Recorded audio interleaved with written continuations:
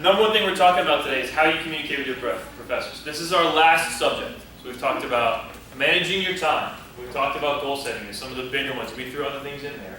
So now that you're getting better at managing time, when you're setting goals, you know how to understand your syllabus, you come to Sweet Briar for the relationships with professors. You should. Our first year student athlete academic success program was based on the knowledge that the juniors and senior student athletes at Sweet Briar for years had outperformed our younger student athletes. In fact, eligibility was only ever really a concern for athletes that were in their first or second year, and we found regularly that the junior and senior upperclasswomen had a much higher GPA than our underclasswomen had. So quite frankly, we asked them, what is it that you all do well? Why have you continued to succeed over your 4 years, and why have not only succeed, but have you gotten better during that time? From that, we developed the program. So first year student athlete academic success essentially asked our first year athletes to do a number of things. Number one, have a great relationship with your coach. Let them know what your goals are and what it is that you're trying to get to. Secondly, be ambitious in those goals. Go for a GPA or an academic success plan that may be higher than you had initially set for yourself. Most importantly, we talk a lot about managing your time well, how to use the opportunities that you have at Sweet Briar to the best of your ability.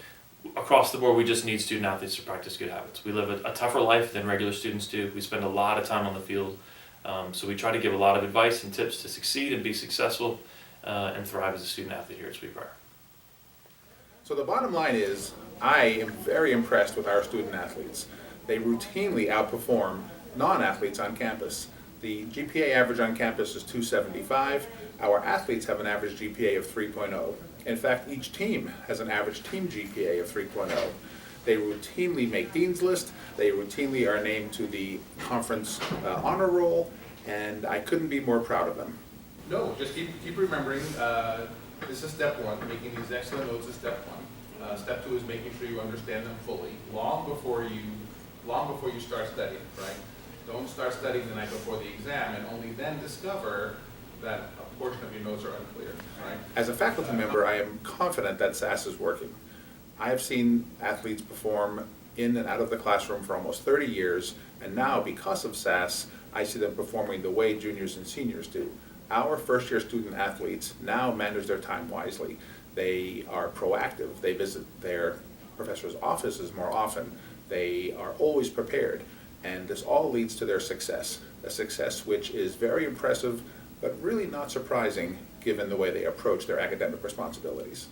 All we want is for you guys to do well, and the track record has been that you guys as athletes, as we said from the very first meeting, have done better than the rest of the students, and we want that to keep up. Okay? Whether you're struggling, you're doing really well, I would love to know about it. Okay?